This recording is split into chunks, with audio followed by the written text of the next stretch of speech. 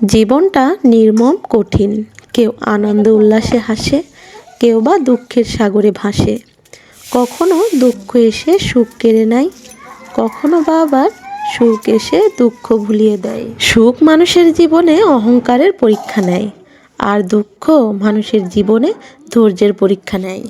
আসসালামু আলাইকুম প্রিয় ভাই ও বোনেরা, সকলে কেমন আছেন? প্রতিদিনের মতোই এই তো রান্নাবান্না থেকে ভিডিওটি শুরু করতেছি। আপনাদের এই নাটোরের গ্রামের বোন গ্রামীণ রান্নাবান্নাই আপনাদের সঙ্গে শেয়ার করে। আজকেও সেরকমই গ্রামীণ রান্নাবান্নাই শেয়ার করব। এই তো টাটকা লাউ শাকগুলো কেটে নিচ্ছি, আর এই লাউ শাকগুলো আমি বোনের বাড়ি থেকে আনছিলাম। সেটা তো আমার ভিডিওতে দেখছিলেন। আসলে ভিডিওটা ছাড়তে ছাড়তে অনেকটাই দেরি হয়ে গেল, অনেকটা ব্যস্ততার মধ্য দিয়ে দিনগুলো কাটাচ্ছি, সেই জন্যই ভিডিওগুলো সেইভাবে শেয়ার করতে পারতেছি না। ডোগাগুলো একদমই নরম ফ্রেশ দেখে কেটেছিলাম, আর এই তো কুটে বেছে তারপরে ধুয়ে নিচ্ছি। আমার বোনেদের এই তো বাগান থেকে এই লাউ শাকগুলো কেটেছিলাম, আর একদম কচি কচি আগা দেখে কেটেছিলাম। সেটা অবশ্যই আমার আগের ভিডিওতে দেখছেন আপনারা। লাউ শাক তো রান্না করব, তার সঙ্গে করব সরিষা ফুলের ভর্তা। আর এই সরিষা ফুলের ভর্তা আজকে প্রথম করব বা প্রথম খাবো। এটা খেতে কেমন লাগবে সেটা ভর্তা করার পরে জানতে পারবো, আর খেলেই বলতে পারবো। লাউ শাকগুলো ধুয়ে নিছি, সরিষা ফুলগুলোও ধুয়ে নিলাম। এবার এই তো মাটির হাঁড়িতে ভাত রান্না করার জন্য চালটাও ধুয়ে নিলাম। আজকে আমার দুই চুলাতে রান্না করব, এক পাশে ভাত হবে আর এক পাশে ভর্তা ও লাউ শাকটা রান্না করব। ঝটপটি রান্নাটা করে নেব। লাউ শাকটা রান্না করার জন্য এখানে এই তো হাফ চামচের মতো জিরা, শুকনো মরিচ কয়েকটা আর রসুন একসঙ্গে বেটে নিচ্ছি।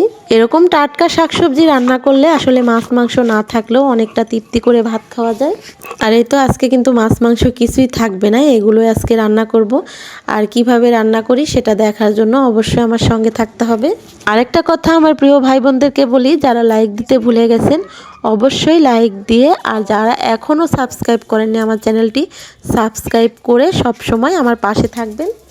সিম্পল সাধারণ রান্নাবান্নাই এই তো আপনাদের সঙ্গে শেয়ার করি, সেটা আমার প্রিয় ভাই বোনেরা অনেক অনেক ভালোবেসে দেখেন। অনেকেই গুড় নিচ্ছেন, অর্ডার করতেছেন, আর আমার সঙ্গে এত এত গল্প করতেছেন আর বলতেছেন যে আপু আপনাকে অনেক বেশি ভালোবাসি। বা অনেক আন্টিরাও আছেন যারা বলতেছেন মেয়ের মতো করে দেখেন বা মেয়ের মতোই ভালোবাসেন।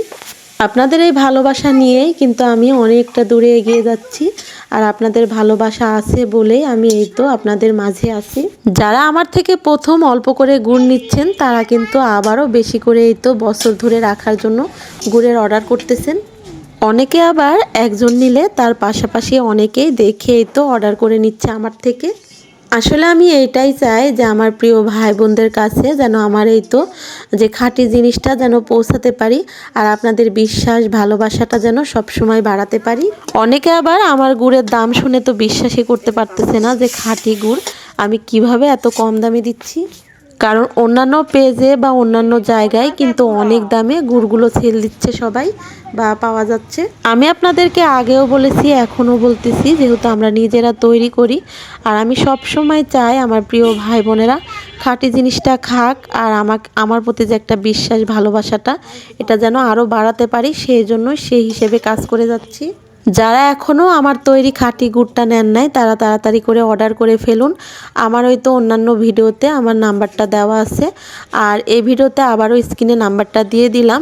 আর গুড়ের সাথে যারা সরিষার তেল কুমড়ো বড়িও নিতে চান তারা অবশ্যই অর্ডার করতে পারেন গুড়ের সঙ্গেই। যাই হোক, আমার প্রিয় ভাই বোনদের সঙ্গে গল্প করতে করতে এই তো সরিষা ফুলের ভর্তা করার জন্য সরিষার ফুলগুলো আমি একটু পানি দিয়ে সিদ্ধ করে নিলাম, আর ওদিকে পেঁয়াজ মরিচ রসুন এগুলো ভেজে নিচ্ছি তেলে।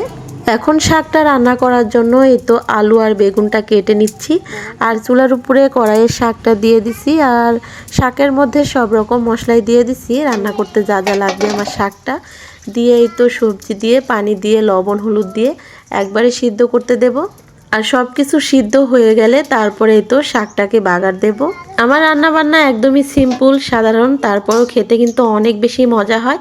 আর টাটকা শাকসবজি বুঝতেই পারতেছেন, মাটির হাঁড়িতে রান্না করলে বা মাটির চুলায় রান্না করলে সব কিছুই খেতে অনেক বেশি মজা লাগে। এই তো এদিকের চুলার আমার ভাতের বলক উঠে গেছে, ঢাকনাটা উঠিয়ে দিলাম ফ্যানটা ঢাকনার উপরে ওঠার জন্য।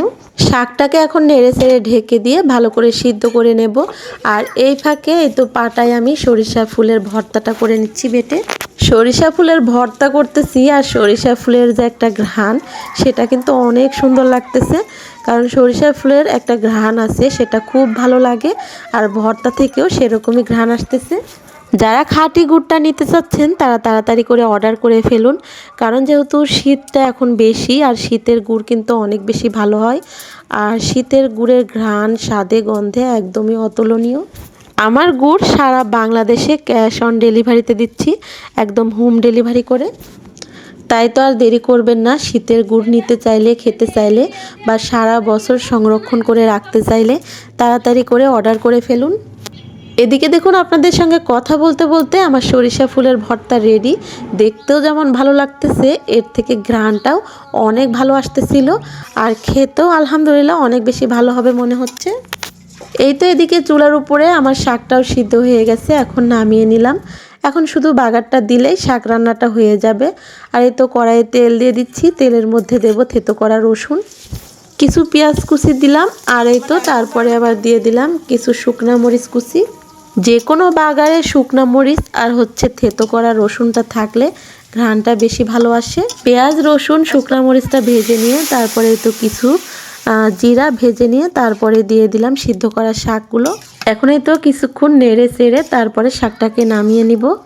এই ভিডিওতে আমার গুড় সম্বন্ধে আপনাদেরকে অনেক কথাই বললাম, তবে গুড়ই দেখানো হলো না। যারা আমার গুড় বানানো বা গুড় দেখতে চান তারা অবশ্যই আমার এই চ্যানেলে অনেক ভিডিওতে দেখানো আছে, সেখানে গিয়ে দেখে আসতে পারেন। পরবর্তীতে আপনাদের সঙ্গে আবারও গুড়ের ভিডিও শেয়ার করব। লাউ শাক রান্না করে বাটিতে বেড়ে নিলাম, কালারটা অনেক সুন্দর লাগতেছে। এই তো দেখুন আমার মাটির হাঁড়ির ভাতগুলো কতটা ঝরঝরা আর কতটা ভালো লাগে দেখতে।